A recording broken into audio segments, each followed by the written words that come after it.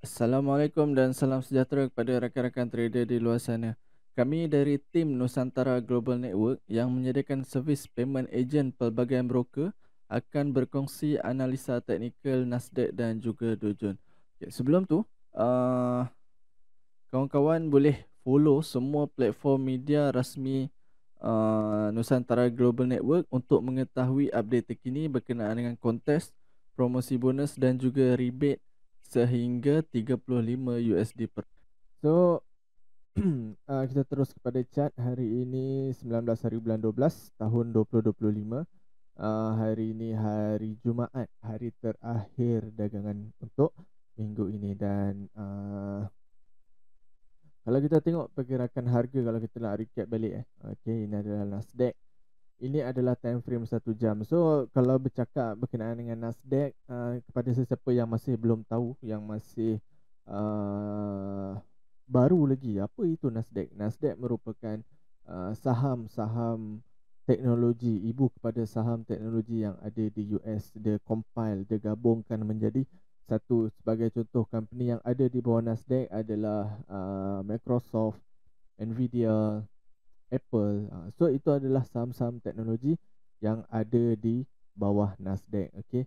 Sama juga macam kawan dia US 30, itu adalah saham-saham industrial. So dia pecahkan disebabkan US ni besar. So dia pecahkan kepada beberapa uh, ibu kepada saham-saham tersebut. Okay. So kalau kita nak recap balik pada analisa lepas, yang mana pada analisa lepas kita target nak sell untuk Nasdaq di sini. Sebab saya ada bagi tahu yang mana jika berlaku breakout pop ke bawah, so get ready nak sell. Tapi apa yang berlaku, alright, sebab kita nampak daripada atas ni, kita nampak kejatuhan yang berlaku. Kita nampak kejatuhan yang berlaku daripada sini. Dia turun kat sini buat base, turun di sini base, turun, dan di sini sepatutnya base, kemudian dia turun lagi. Dia price breakup dan dia datang balik, tapi dia tak sampai. Nampak tengok ni. Dia tak sampai pun. Kemudian pop H1 sebatang breakout resistance di sini dan automatically breakout kita punya zone sell. So di sini berlakulah pertukaran trend daripada downtrend ke uptrend. Nampak di sini the break. Dan sesiapa yang memang keep on follow kita punya video-video analisa, memang dia tahu dan dia cakna yang mana setiap kali video saya ada bagi tahu yang mana jika berlaku breakout di zone yang kita marking, sama ada zone sell ataupun buy, so get ready untuk re-entry yang berlawanan dengan uh, entry yang sebelum tu. Sebagai contoh, okay, yang ni kita target nak sell, and then the break, dan dia membawa petunjuk perubahan trend iaitu uptrend. So di sini menjadi zone re-entry buy. Pak di sini buy, dapat kat atas ni, kemudian dia turun balik, dia terus naik. So kat sini dia terhenti di sini, barulah price turun. So dekat sini pergerakan harga yang dia buat bermula pada awal minggu. Kita nampak pergerakan harga naik, turun, naik. Dia bergerak dalam range yang besar, bukan range yang kecil. So bermula pada di sini, kalau kita tengok yang paling bawah 24811 sampai 25 252. So lebih kurang dalam 600 ke 500 pip pergerakan harga naik dan turun dan naik semula. So di sini kalau kita nampak pergerakan harga yang telah dibuat, yang telah berlaku, memang bukan sikit-sikit punya pergerakan. Okay.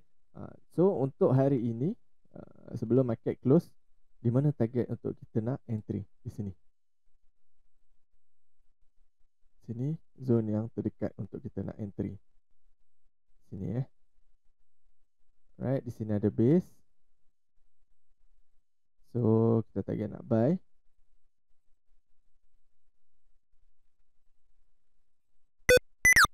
Buy zone. Support. Okay, support ataupun buy zone. So get ready, kita nak buy di zone ini, di dalam ini. So pop ambil dan at least TP di kawasan ini. di resistance di sini ataupun di resistance di sini, bergantung kepada di mana resistance before yang terdekat yang dia telah buat. So di situ adalah target untuk kita nak ambil TP.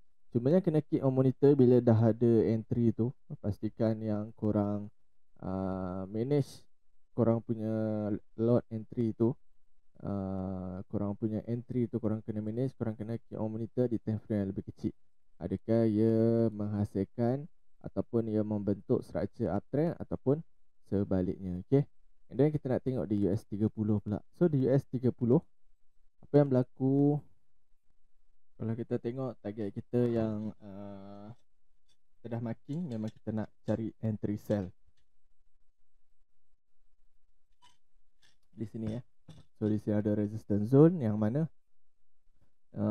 ini resistance tertinggi waktu analisa dibuat, dan price pun cucuk dan dia terlajak, yes, dan candle close di dalam zone 48430 sampai bawah ni 47956. So kejatuhan yang dia dah buat lebih kurang dalam 400 pip kejatuhan sebelum dia naik balik ke atas. So ini depends pada korang punya trading plan, berapa banyak TP yang korang nak. Ada orang TP cukup 100 pip, ada orang TP cukup 200 pip. So kalau korang target banyak tu memang dah dapat lah kan. Ataupun target di mana, di support di bawah sini, so memang dah dapat. So yang selebihnya tu biar je, kemudian dia naik balik dan price terhenti di kawasan supportnya, kawasan resistance ni sebelum price turun balik. Dan sekarang paras harga ataupun price sedang berada di dalam zone ini, support zone. Right. Okay, so kalau kita tengok trend yang telah berlaku, yang sedang berlaku, so kita nampak yang tak lama lagi, sama ada lewat petang ataupun malam, price akan naik semula sebab price berada di dalam zone support di sini. Cumanya kalau kita nak buy sekarang agak high risk. Boleh nak buy, cumanya takut dia turun bawah lagi kemudian baru naik ke atas. Tapi untuk nak selamat, kita tunggu di atas sini, kita follow dia punya trend. Kalau nak buy pun tak ada masalah, boleh cari buy di bawah sini. Sekarang kalau nak buy pun boleh, tak ada masalah. Cumanya kena keep on monitor berapa banyak dia akan turun lagi. Okay, so tunggu je di dalam zone, letak pending order, sama ada Nasdaq ataupun Dow Jones. Letak pending order, pastikan pecahkan korang punya layer, korang punya lot tu pecahkan kepada beberapa layer. Pastikan layer dengan lot yang paling kecil untuk kita nak dapatkan maksimum profit dan minimumkan kita punya loss jika kita terpaksa cut loss ataupun hit stop loss. Okay, alright, saya kira itu saja untuk hari ini. Kita akan jumpa tu next video. Kita akan tengok balik pergerakan harga ni dah sampai mana. Adakah kita punya analisa ataupun trade idea ni berjaya menghasilkan profit ataupun sebaliknya. Okay, sebelum mengakhiri video, saya nak ingatkan kepada rakan-rakan agar sentiasa manage your risk, sentiasa kira berapa entry lot yang bersesuaian dengan jual punya equity untuk mengelakkan akaun anda MC ataupun akaun anda blow. Okay, kita jumpa lagi untuk next video. Assalamualaikum, bye bye.